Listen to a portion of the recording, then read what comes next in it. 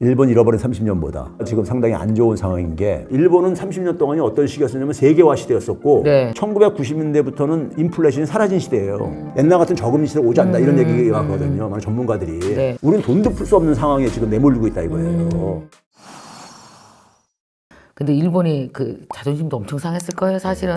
온 전자제품이야 IT 업계 막 다 쥐고 있는 듯 하다가 다 빠져나가고 지금 이제 뭐 반도체, 전기차, 진짜 첨단 산업들 이 두 가지 부분 원래 저력은 있는 나라잖아요, 솔직히. 80년대만 하더라도 그때 뭐 코끼리 밥솥 이런 거지. 아니 저는 뭐 얘기를 많이 들었으니까 기사로 많이 보고. 우리 거기 가서 밥솥 사고 예. 헤어드라이기도 너무 좋았었어요. 전자제품 잘 만들었잖아요. 진짜 잘 만들었잖아요. 80년대는 사실 그러니까 우리가 후반까지만 하더라도 일본이 미국을 제쳤다 이런 얘기까지만 맞아요. 나오고 막 그런 분위기였었어요, 진짜요. 세상 오래 살아야 돼. 엄청 잘 바뀌는 것 같아요, 예. 그죠? 일반 사람들은 90대 초에 자산시장 붕괴되면서 일본의 경제가 지금 이렇게 잃어버린 30년 겪었다고 생각하지만 그게 아니다. 본질은요, 산업 경쟁력이에요. 일본이 그러니까 70대 초까지만 하더라도 10% 성장을 했었어요. 그래서 갑자기 한 74년 1차 오일 쇼크 겪고 나서부터 80대까지 4%로 떨어져요. 이게 단계적으로 떨어진 게 아니라 갑자기 반토막이 딱 떨어진 거예요. 그때 떨어진 게 두 가지가 있는데 돈을 풀어가지고 대응을 합니다. 제조업이 이제 그러니까 과잉 공급이 전 세계적으로 형성된 상황 속에서 소위 말해서 제조업 다음 산업을 육성을 해야 되는데 제조업이 자기들이 전 세계 최고라는 여기에 빠져가지고 예. 그래서 거기에 이제 머무르면서 그거를 일단 위기를 넘기기 위해서 돈 푸는 방식으로 합니다. 다음 걸 안 하고 예. 10년은 20년은 먹거리를 찾아야 그렇죠. 되는데. 돈 푼다 보니까 그 돈이 결국 어디로 가겠어요? 주식시장, 부동산 시장으로 다 들어가 버리죠. 그렇지. 그래가지고 이게 거품을 만들고 그게 너무 거품이 그러니까 금리 올리면서 꺼진 거면서 이렇게 된 거거든요. 일본이 90년대 잃어버린 10년 겪고 나서요. 예친 게 뭐냐면은 뒤늦게 산업 경쟁력이 필요하다 해가지고 창조 산업 육성을 일본 전 세계 제일 먼저 한 나라입니다. 근데 그게 처참하게 실패를 했죠. 그게 성공했으면은 일본 잃어버린 30년 안 됐죠. 그 창조 산업 육성을 10몇 년을 하고 나서 정부 보고서가 나왔는데 네. 철저하게 실패를 한 거예요. 근데 이게 왜 실패했냐면은 일본은 그러니까 제조업 같은 경우는 서구에 독일이나 영국이나 미국에 가서 배워가지고 자기들 선진국 제조업 구조를 만들어냈는데 그렇죠. 이 창조 산업을 제조업 육성하듯이 생각한 거야. 창조 산업은 제조업은 전혀 다른 산업이거든요. 소위 말해서 사람들이 창의력에 의존하는 거란 말이에요. 맞아요. 근데 제조업은 그게 아니라 이렇게 뭐 기술 개발하고 뭐 이렇게 하고 돈 투자 많이 해주고 하면 되는 거였었는데 제조업 육성하는 방식으로 접근했다가 처참하게 실패를 한 거예요. 그리고 나서 아베가 2016년에 뭘 얘기를 하냐면은 교육혁명을 얘기를 합니다. 우리나라 교육이 일본하고 비슷합니다. 저희 고등학교 다닐 때는요, 일본의 입학 시험 문제 갖다 놓고 풀고 그랬었어요.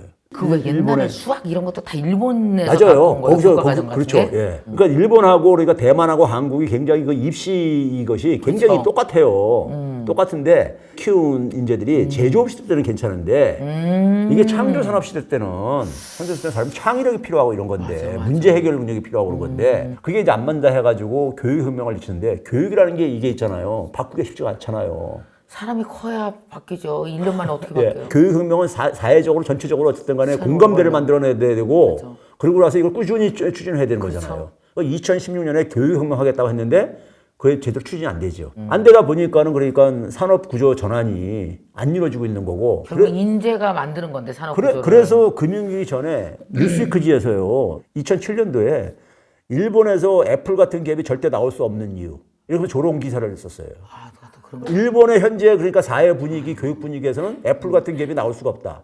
혁신, 창조 산업 육성하겠다는데 애플이 절대 나올 수 없는 이유를 특집 기사로 낸다고 그 정도로 조롱을 합니다. 일본에 지금 보게 되면은 시가총액으로 그러니까 1위 기업이 토요타입니다. 토요타. 전통 제조업이네. 토요타인데 토요타가 그러니까 기업 가치가 달러로 하게 되면은 2천억 달러 대뿐이 안 돼요.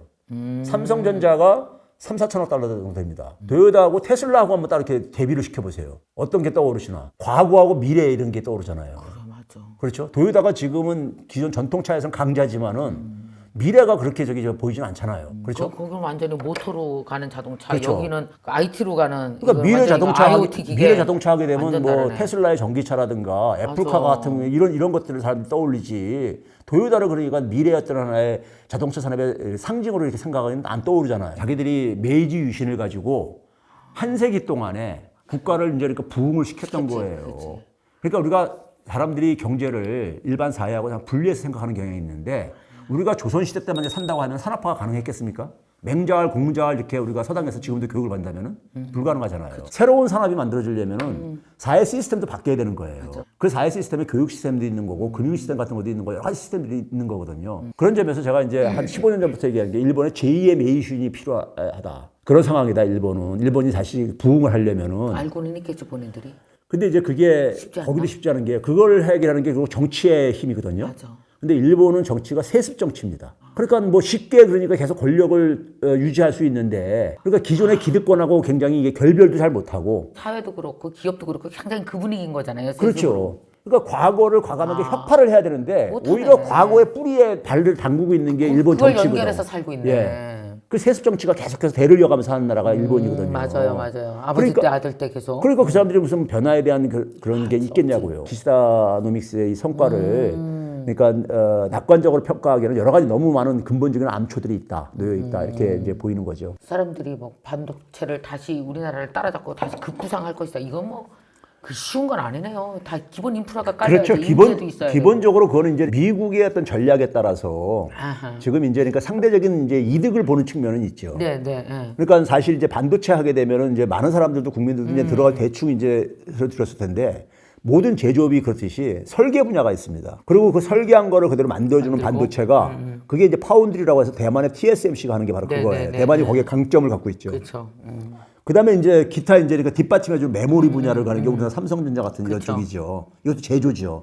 대만과 한국이 제조를 해왔던 거예요. 네. 근데 미국 입장에서 볼 때는 대만이 불안한 것도 있고 미국은 그러니까 전체를 다 할 수 있는데 네. 생산은 그러니까 자신들이 비용이 원가가 잘 안 맞고 그러니까는 이거 넘겨준 거란 말이에요. 네. 자기들이 설계 능력은 있어도 그걸 생산해 줄 때가 필요하잖아요. 근데 그걸 대만이 했었는데 이렇게 호락호락하지도 않아요. 사실은요. 미국에 와서 투자하라고 우리 반도체 관련해서 IRA 가지고 네. 보도도 많이 접했을 텐데 삼성전자한테는 공장 와서 지어라 해놓고 삼성전자에 그러니까 공장의 생산 저것도 내용도 다 공개하고 돈 버는 것도 그러니까 일부는 그러니까 나누고 뭐 이런 식의 얘기를 많이 들었잖아요. 네. 시청자들이요. 근데 대만은 거기에 대해서 불만을 굉장히 많이 갖고 있어요.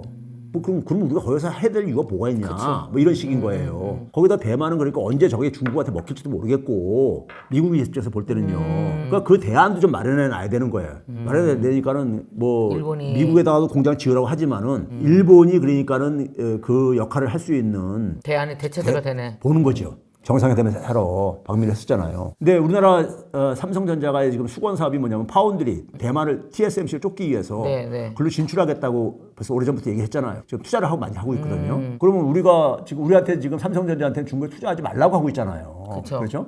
하지 말고 있으면 우리 손해 보는 것에 대해서 무슨 보상이 있어야 될 게 아닙니까? 그럼 그 보상을 주고받았어요. TSMC가 하는 그 공백을 우리가 이제 그러니까는 차고 들어갔어야 되는 거죠. 우리가 그걸 획득하지 못하고 일본한테 그게 지금 넘어가고 있는 거죠. 그런 점에서 굉장히 아쉽죠. 지금 같은 상황에서 더군다나 이 미중 갈등이 심한 이런 상황 속에서는 정치력도 굉장히 중요한 거예요. 그럼요. 한 나라예요. 네. 그리고 기업이 그러니까는 편하게 그러니까 사업을 할 수 있게 해줘야 되는 거잖아요. 네. 그게 정부가 할 일인 거고요. 일본보다 지금 상당히 안 좋은 상황인 게 일본 언제보다? 일본 잃어버린 30년보다 모든 사람들이 다 공감하는 건 뭐냐면 가계부채가 굉장히 위험하다. 네. 모든 사람이 다 인정하고 있잖아요. 그쵸. 그게 부동산하고 또 관련돼 있잖아요. 코로나 팬데믹 기간 동안 엄청 올랐잖아요. 네. 돈도 엄청 풀리고 우리나라는 소득이 증가 속도보다도 네. 자산의 증가 속도가 24배나 빠른 나라예요. 돈이 엄청 아까 700조가 풀렸는데 그 중에서 한 20% 정도만 실물 경제로 가고요. 나머지는 다 자산 시장으로 가는 거예요. 특히 우리나라는 부동산 시장으로. 주식 부동산 이쪽으로. 젊은이들 뭐 코인까지 또 막 이렇게 뛰어들고 막 이제 그런 거잖아요. 우리 되게 알뜰한가 봐. 안 쓰고 되게 모으려 그래요. 그런 상황 속에서 사람들이 땀 흘려서 일을 하고 싶겠냐고요. 안 하죠. 예. 그러니까 자산 가치가 그냥 막 폭발적으로 증가를 하고 앉아 있고. 네. 그래가지고 이게 너무 많은 거품이 형성된 거예요, 지금요. 네. 우리나라가 주요 국가들 중에서 소득 대비 자산의 비중이 우리나라는 10배가 넘어요. 근데 세계에서 가장 높은 나라들로 해봤자 한 7배 정도 안 되는데 그러니까 너무 과도한 거죠. 그쵸. 더군다나 뭐냐면 7배라 하더라도 거기 나라는 주식이 많이 가는데 금융자산인 거죠. 우리는 부동산이 우리는 많아. 부동산인 거야. 부동산은 이게 그러니까 또 현금화도 잘 안 되는 저거란 말이에요. 가격에 따라서 굉장히 위험한 폭탄이거든요. 그러다 보니까 정부에서 항상 부동산 문제 갈 때마다 대응하는 게 뭡니까? 최근에 역전세난과 관련해가지고 네. 대응하는 게 결국 뭐예요? 집주인한테 그 전세 보증금 돌려줄 수 있도록 차액을 네. 떨어진 만큼 대출 완화하는 거 이런 거 검토하고 있다고 그러잖아요. 그게 결국 뭐냐면은 부동산이 붕괴될까봐 네. 붕괴될까 봐 지금 그런 거거든요. 근데 문제는 돈을 이제 그러니까는 계속 풀어야 되는 건데 일본이 네. 그렇게 해서 이제 견뎌왔던 거야. 30년 동안 돈 풀어가지고요. 근데 일본은 30년 동안이 어떤 시기였었냐면 세계화 시대였었고 네. 1990년대부터는 인플레이션이 사라진 시대예요. 그러니까 인플레이션이 없어졌어. 네. 그러니까 금리를 낮춰도 됐었다고. 과거와 같은 인플레이션 시대는 이제 다시 오지 않는다. 그렇죠. 옛날 같은 저금리 시대는 오지 않는다. 이런 얘기가 하거든요. 많은 전문가들이. 네. 그러면 이제 그러니까는 금리가 내릴 수가 없는 상황. 즉 돈을 풀 수 없는 상황이라 이거죠. 정부가 그냥 은행들한테 언제까지 졸라가지고 돈 풀으라고 계속 할 수 있겠냐고요. 못하죠. 그러니까 은행들이 그러니까 최근에 그러니까 은행채 다시 또 많이 발행하는 이유가 돈이 없으니까 저기 은행채 발행하는 거거든요. 그럼 부작용이 나중에 또 생기거든요. 맞아요. 우리는 돈도 풀 수 없는 상황에 지금 내몰리고 있다 이거예요. 그런 점에서 위험하다는 거죠. 거기다가 이제 고령화 속도는 더 빨라지고 앉아있고 지금 우리나라의 65세 이상 인구 중에서 소위 그 고용률이라고 해서 일자리 갖고 있는 사람이 일본보다 더 높습니다. 그만큼 뭐냐면 그게 뭐냐면 경제적인 문제 때문이죠. 대부분이죠. 그렇죠. 65세 넘으면 대부분 이제 은퇴를 해야 되는 대부분 직업에서 다 은퇴하는 네, 연령인데 그때도 은퇴를 못 하는 거죠. 이게 현실이진 거죠. 그러니까 이런 상황 속에서 지금 그러니까 자산에 너무 그러니까 우리나라는 다 이렇게 인질이 돼 있는 거예요. 부동산 자산에. 팔 수 있으면 팔기 저는 그래요. 왜요? 예? 왜 그러냐면은 부동산 가치가 올라가는 것은 네. 저는 힘들다고 봐요. 그러니까 우리가 이제 되게 기성세대들이 네. 제가 학생들 가르치면서 학생들한테 그런 얘기를 해요. 여러분들하고 기성세대하고 부모님 세대하고 차이가 뭐냐. 네. 부모님들은 기성세대라고 하지 않냐. 기성세대의 뜻이 뭔지 아냐? 이미기자다, 이룰성자다. 그러니까 머리에 뭐가 꽉 차 있는 사람들이다. 그렇죠. 그 꽉 차 있는 건 뭐냐면 살아오면서 얻어진 지식이라든가 경험 이런 것들이다. 이게 꽉 차가지고 새로운 게 들어갈 틈이 없다. 부동산은 절대 실망시키지 않는다. 그렇지. 외환위기 때도 집값은 그랬고 금융위기 때도 그랬고 사는 내내 어떡하지 계속 올랐거든요. 그러니까요. 결국. 그런 것들이 그러니까 기성세대가 빠져 있는 저는 함정이라고 봐요. 경제 전문가로서 흔히 하는 얘기가 뭐냐면 90년대 이후에 경기 침체는요. 실물이 주도한 게 아니라 금융 부분이 주도했어요. 90년대 초의 경기 침체도 네. 당시에 미국의 주택대부조합 사태가 터지고 은행들이 맞아요. 터지고 금융이 주도했죠. 그리고 일본의 자산시장 붕괴돼지고 이러면서 그랬고 이제 2008년 금융위기 때도 그랬거든요. 그래서 그 당시부터 쭉 우리가 연구를 해보게 되면요. 부동산 시장은 금융시장에 의해서 그 같이 움직였어요. 같이 움직이죠. 같이 움직였어요. 그럼 그 얘기는 결국 뭐냐면 지난 30년 동안에는 저금리 시대였다 이거예요. 금리가 계속 돈이 많이 풀리는 시기였다 이거예요. 그러니까 부동산이 그러니까는 잠깐 떨어졌다가도 다시 올라갈 수가 있었던 거예요. 근데 앞으로는 그러니까 아까 얘기했듯이 초저금리 그런 금리 시대는 다시 오지 않는다. 이게 전문가들의 진단이란 말이에요. 인플레이션율이 굉장히 높아졌기 때문에. 그럼 그런 상황 속에서 그러니까 저금리 돈이 뒷받침 안 되어질 때 자산 가치가 이게 계속해서 올라갈 수 있는 것은 한계가 있다 이거죠. 그런 점에서 우리나라는 너무 위험한 구조죠. 부동산은 주식보다도 현금화하기가 굉장히 힘든 자산이거든요. 그렇죠. 예? 이게 경기가 얼어붙었을 때, 부동산이 침체됐을 때. 예? 그리고 그게 이제 그러니까 무너지기 시작할 때 막을 수 있는 게 별로 없어요, 우리나라는요. 아, 왜 이렇게 1년 내내 위험하다는 얘기만 듣고 있는 것 같아요, 우리. OECD에서 경제 성장률 전망했는데 맞아요. 5번 내리 계속해서 하향 조정한 게 우리나라가 유일한 나라예요. 세계 바깥에서 봤을 때 우리나라의 모습이 객관적으로 그렇게 보이는 거예요, 지금요. 객관적으로 그러니까 이거를 판단들을 하셔야 돼요. 예, 막연한 기대를 그러니까 하지 마시고. 그 미 연준이 14일에 그린 기준금리를 동결을 했어요. 연준 위원들이 대부분이 뭐냐면 한 2번 정도는 더 올릴 필요가 있다 이런 얘기를 하는데 그 얘기를 그러니까 열어놓을 수밖에 없는 이유가 있어요. 국민들이 접하는 물가가 하락한다는 거는 네. 소위 말해서 유가가 작년에 비해 많이 떨어졌잖아요. 그 유가 효과예요. 유가를 제외한 우리가 물가를 근원 물가라는 게 있습니다. 네네. 근원 물가는 거의 안 떨어지고 있어요. 아, 그래요? 예. 지금도 보게 되면은 물가들 지금 뭐 떨어졌습니까 지금요? 안 떨어졌죠. 소비하면서 좀 체감할 게 아닙니까? 맞아요. 그러면은 그게 안 떨어지다 보니까는 중간에 포기하게 되면은 다시 올라갈 수가 있을 거라 생각하니까 물가 안정을 포기 안 했다는 신호를 시장에 줘야만 되는 것이고 금리 인상이 멈춘 게 아니라는 신호를 계속 주는 이유가 거기에 있는 거고 물가 안정을 얼마나 달성하느냐에 달려 있는 거예요. 그쵸, 근데 이게 쉽지가 않아요. 근원 물가가 거의 지금 안 떨어지고 있어요, 자리요. 우리나라도 그래요, 지금요. 안 떨어지고 있어요. 지금 유가 효과예요. 그렇군요. 이거 금리 언제나 떨어지나 다 목을 빼고 기다리고 있거든요, 다들. 그렇죠. 예. 그죠? 예. 금리에 영향받지 않는 사람이 한 명도 없으니까. 옛날처럼 막 1%, 2%뭐 이런 거 없어요. 예, 안 오냐면 그런 거 없어요. 이건 객관적으로 얘기를 해야 돼요. 네. 아까 얘기했듯이 인플레이션이 이번에 왜 생겼습니까요? 우리가 2002년도에 사스가 생기고 네. 그때 새로운 신종 바이러스가 계속 출현했잖아요. 예? 근데 가서 빨라지고 있다고요, 출현이요. 이번에 그러니까 이게 해결된 겁니까요? 전혀 해결 안 됐잖아요. 근데 우크라이나 전쟁 같은 경우는 이거 패권 충돌이잖아요. 그렇죠? 강대국들 간의 패권 충돌이잖아요. 미국이 패권을 유지하기 위해서 하는 것이 이거 포기를 할 수가 있는 거냐고요. 그럼 앞으로도 계속해서 이런 불안은 계속 남아있는 상태고 인플레이션의 원인은 아무것도 해결된 게 없다 이거예요. 근데 문제는 뭐냐면은 금융위기 이후에는요, 물가가 쭉 떨어졌었어. 그 당시에는요. 네. 물가 안정 목표치로 그러니까 돈을 풀 수가 있었어. 근데 지금은 이제 그러니까 물가가 안 떨어지니까는 돈을 못 푸는 상황이 된다 이거죠. 그럼 금리가 뭐 떨어진다고 할지라도 옛날만큼은 안 해도 그렇죠. 뭐 그거에 네. 반이건 어쨌건 어느 정도 금리가 올라간 세상에서 다시 프레임을 잡아야 되겠네요. 우리가. 그러니까 시장에서 지금 일부 사람들이 금리 동결할 수밖에 없을 거다 하고 금리 동결을 또 과도하게 해가지고 금리 인하 쪽으로 이렇게 맞아요, 하는 맞아. 것은 자기 입맛에 맞게끔 막 그렇게 떠드는 거예요. 그런 거에 속으면 안 됩니다. 집을 내놔도 안 팔리고 그렇죠. 금리 때문에. 가장 약한 고리가 지금 이제 그러니까 이 전세난에서 터지는 거예요. 그래서 제가 그걸 이제 한국판 서브프라임 모기지라고 제가 이렇게 표현했던 게 그런 거예요. 거기 가장 약자들이 물려 있고 맞아요. 연립 다가구 이게 가장 많이 물려 있어요. 2021년 이후에 역전세는 날 때 그때 그 기준을 집값의 한 70% 정도까지 차지하는 거 전세 보증금이요. 그렇죠. 갭 투자 같은 경우는 자기도 네. 하나도 안 투자한 이런 것들이 네. 있잖아요. 네. 그런 비중이 2021년도에 급증을 합니다. 맞아요. 그거 제가 계산을 해보니까는 내년 10월달까지 가요 이게 올라갔던 가격이 아하. 이제 그러니까 받는 게 네. 그 충격이 소위 말해서 전세난으로 지금 오고 있는 것이고요. 자기 돈 하나도 뭐 투입 안 하고 갭 투기한 사람들이 네, 금리 이런 막 쌀 때. 집들이 이렇다 이거예요. 그 가격이 임대 보증금값이 떨어지면서 그 차익 못 물어주고 하면서 못 물어주지. 도망가고 이제 이렇게 하면서 이제 피해를 입히고 있는 거죠 지금. 근데 가장 약자들이잖아요 어떻게 그렇죠. 보면요. 그래서 제가 이제 한국판 서브프라임 모기지라고 하는 거예요. 서브프라임이라는 게 가장 신용등급이 낮은 저소득층들을 되게 이제 우리가 서브프라임이라고 부르는 거거든요. 네. 그래도 많은 일본에 대한 의미 좀 더 풀렸고요. 금리 조금 동결하니까 이제 바라는데 다시 올 일은 없고 이제 하강밖에 안 남았다 막 이런 얘기도 하고 되게 궁금한 것들이 많았었는데 정설로 이거야 이래서 이런 거야라고 풀어주시니까 준비를 하게 되네요. 그렇죠. 마음에 헛된 희망 품지 말고 하반기 국내 경기 우리나라 계속 안 좋을까요? 우리 같은 경우는 제가 아까 이제 일본 경제를 얘기할 때 몰핀이라는 용어를 잠깐 썼는데 네. 자꾸만 이 문제를 해결하려고 하기보다도 자꾸만 뒤로 미루려고 하는 경향이 있습니다. 근데 계속해서 이제 그게 이제 몰핀을 주입하는 방법인 거죠. 근데 그렇게 되게 되면 문제만 자꾸만 더 키운다는 거예요. 지연시키는 거네요, 문제를. 커져요, 그러고요. 그러니까 지금 전세 보증금을 차액을 지금 대출을 완화해서 해주겠다는 얘기는요. 주인한테 네. 돈 빌려주겠다는 거 아닙니까? 은행에서요.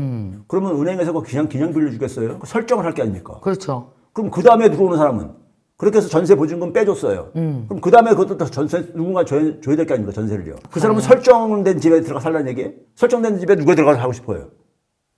그렇죠? 은행 돈이 잡혀 있는 집에 내 돈 내고선 거기 들어가 살고 싶겠냐고. 그렇죠. 뭔일 생기면은 내 돈도 못 빼는데. 또. 그렇죠. 그럼 이게 해결책이 아니란 얘기예요. 그렇죠. 이런 방식이요. 그러니까 빚으로 그러니까 이게 하는 것이 해결책이 아니고 이 문제는 결국은 뭐냐면은 더군다나 지금 현 정부가 문재인 정부를 탓을 많이 하고 있는데 그거 하려면은 그럼 문재인 정부에서 그렇게 해서 이게 막 집값이 엄청 올랐단 말이에요. 네. 올랐으면은 이제는 그러니까 그걸 제대로 그러니까 국민들한테 솔직하게 상황을 얘기를 하고 정책대로 그러니까는 시장 원리에 따라서 파산나는 것에 대해서는 파산을 처리해야 되는 거죠. 그 경제적인 피해를 보는 사람들에 대한 사회 안전망을 구축을 해야 되는 것이고 제 아는 사람이 젊은 친구가 오토바이 타고 다니는데 오토바이 타고 다니다가 교통사고 났어요. 예? 교통사고 났는데 그래 들어가게 되면 그 이제 수술도 해야 되고 그러는데 수술하기 전엔 몸이 아프니까 되게 이제 진통제로 놔주잖아요. 네. 근데 진통제가 치료제는 아니잖아요. 수술을 하고 회복하는 과정을 해야 되는 거잖아요. 그게 이제 우리가 원칙인 거잖아. 경제도 마찬가지예요. 계속 돈을 퍼부어가지고 해결해봤자 빚만 계속 늘은 거예요. 그걸 미루게 되면은요, 일본이 그래서 잃어버린 30년 된 거예요. 일본이 90년대만 하더라도 계속 돈을 지원해줬어, 기업들한테. 일본은 기업 부채가 터졌거든요. 네. 근데 돈 지원해줘가지고 시간이 지나면 살아나겠지 했던 거예요. 경기가 살아나면 다시 살아나겠지 했던 거야. 근데 오히려 좀비 기업을 양산한 거예요. 돈을 값싼 돈을 빌려주니까요, 기업이 안 망하지. 부실화된 기업들도. 경쟁력이 없는 기업들도 수명을 연장시켜주면서 네. 경제를 그러니까 좀비화 시켜버린 거예요. 그게 잃어버린 30년의 원인입니다. 네. 그러니까 언제까지 환자한테 계속해서 진통제를 몰핀을 투입을 할 수는 없는 거 아닙니까? 그거 가지고 해결이 안 되잖아요. 거품이 만들어져 있다. 네. 이 거품을 걷어내야 된다. 그러니까 하반기에 낮을 거라는 게 작년 말부터 수출이 마이너스 떨어졌었거든요. 그 기저 효과를 가지고 지금 얘기하려는가 본데 그렇다고 해서 그 이전 상태가 회복되는 게 아니잖아. 아니다. 지금 6월 달이야 벌써요. 상반기 다 갔잖아 지금요. 근데 지금 보이냐고 전망이. 그러니까 국민들이 그 체감할 수가 있냐고 지금요. 개인도 자기 경제 상황을 좀 솔직하게 직시해 볼 필요가 있겠네요. 맞아요. 괜히 유튜브 보면 야 금리 떨어진데 이렇게 괜히 허망한 거 괜히 묻고 일확천금 그러지 이런 거 말고 기대하면 안 기대도 돼요. 물론 그 심정은 이해를 해요. 갑자기 좋아지죠. 희망이 없고 그러다 보니까는 그러는데 그러면 그럴수록 더 원칙에 그러니까 충실해야 돼요. 그걸 인정을 해야 되고. 우리가 어려운 경제 상황 속에서 내가 듣고 싶은 얘기만 듣고 헛된 희망에 매달리는 것도 그 오래 하다 보면 그것도 몰핀인 것 같네요. 내가 나한테. 저도 이런 얘기만 전달하는 게 굉장히 좀 미안해요. 좀 밝은 얘기, 좀 그런 얘기 해주면 좋겠는데. 근데 교수님도 이 경제 상황에 영향받고 힘드신 거 맞죠? 우리만 힘든 거 아니죠? 그렇죠. 네. 네. 자유로울 사람이 어디 있습니까? 맞아요. 자, 오늘 이야기를 들으면서 제가 꼽은 경제 원포인트는 사실은 원칙 충실입니다. 시에서 보는 거죠. 너무 허황된 거, 부풀려진 거, 또 내가 보고 싶은 것만 보다가 진짜 봐야 될 거를 놓치는 일이 없었으면 좋겠어요. 오늘 영상도 그런 의미에서 여러분에게 도움이 됐을 거라고 생각을 합니다. 자, 다음 시간에도 쉽게 듣고 쉽게 이해하는 경제가의 20분 돌아오겠습니다. 여러분 감사합니다. 고맙습니다.